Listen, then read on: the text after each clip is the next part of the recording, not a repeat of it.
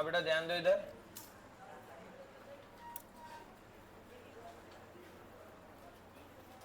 हमने कल वाली क्लास में गुणसूत्रीय विकारों को देख लिया था, राइट? यानी कि Turner syndrome, down syndrome and Klinefelter syndrome. ये तीन चीजें हो गई थी कल। चलो आज अपने पास में आते हैं मेंडलियन विकार। क्या आते हैं बेटा? मेंडलियन विकार। उस मेंडलियन विकार को देखने से पहले हम एक छोटा सा चार्ट पढ़ते हैं।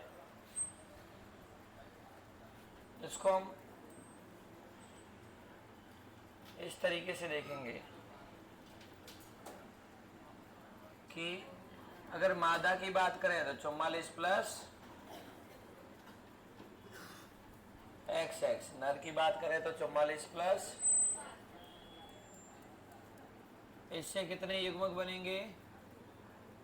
22 प्लस और 22 प्लस, इधर से कितने बनेंगे? 22 प्लस और 22 प्लस। सुनना बेटा इधर। अब क्या होता है, जब ये युग्मक बनते हैं, गैमीट बनते हैं, तब क्या होता है, गैमीट फॉर्मेशन के टाइम ये जो एक युग्मक बना है 22 प्लस एक्स, ये युग्मक न बन करके यहाँ पर रह जाता है 22 प्लस 0, यानी एक्स गुणसूत्र दूसरे युग्मक में आता ही नहीं है। इधर ध्यान दे दो, एक्स गुणसूत्र दूसरे युग्मक में आता ही नहीं, तो एक्स गुणसूत्र कहाँ आ जाता है? दूसरे वाले युग्मक के साथ आ जाता है।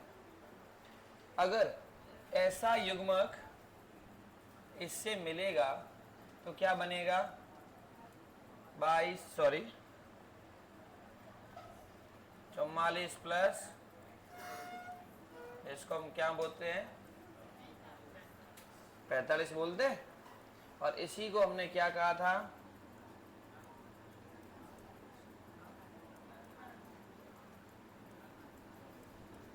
कहा था कि नहीं कहा था? तो एक माता या एक फीमेल किस प्रकार से बांझ होती है, ये उस तरीके की वंशागति है।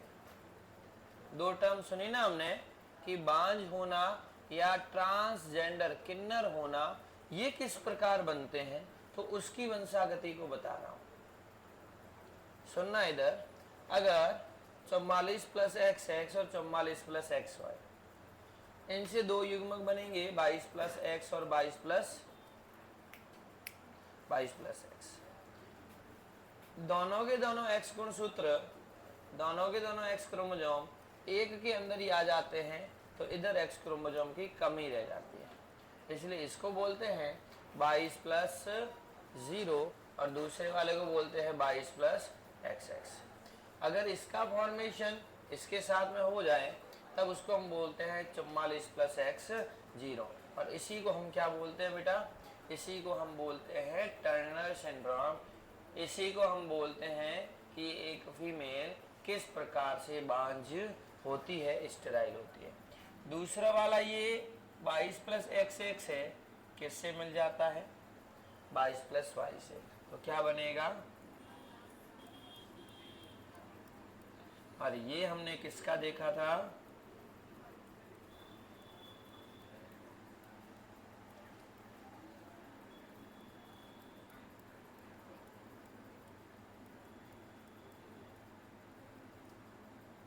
क्लाइनफेल्टर सिंड्रोम, जिसको हम किन्नर बोलते हैं। यानी कि है तो जो नर, क्योंकि एक्स और वाई मिलेगा तो ऑब्वियसली नर बनेगा, लेकिन एक एक्स गुणसूत्र की क्या हो गई बेटा? अधिकता हो गई। और एक एक्स गुणसूत्र की अधिकता हो जाने से क्या हुआ कि वो नर होते हुए भी उसमें कैसे लक्षण दिखने को मिल गए? मादा के लक्षण देखने को मिल गए। एक छोटा सा कॉन्सेप्ट है जिसमें हम बोलते हैं नॉन डिसफंक्शन कहते हैं इसको, यानी कि क्रोमोसोम सही ढंग से कार्य नहीं कर पाए, क्रोमोसोम सही ढंग से फंक्शन नहीं कर पाए।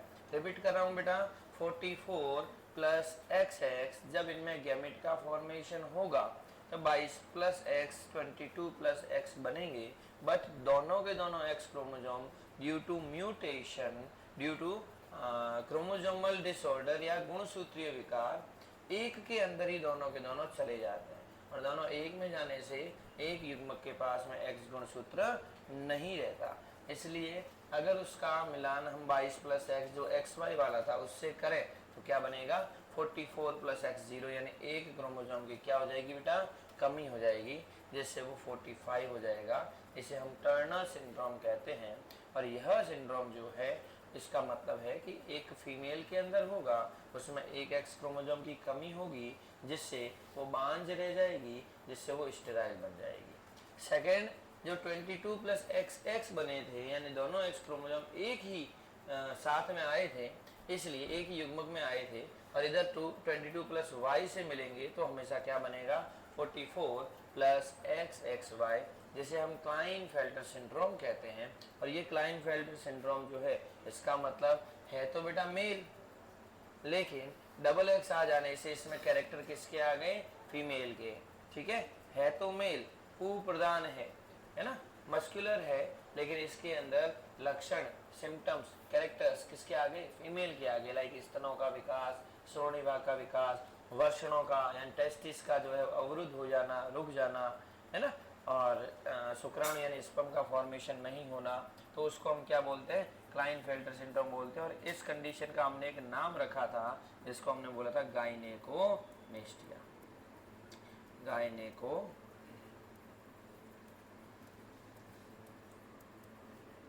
राइट। ओके, चलो ये एक छोटा सा चार्ट है, इसको फटाफट ड्रॉ कर दो, आगे वाली क्लास में अब भी लगाए।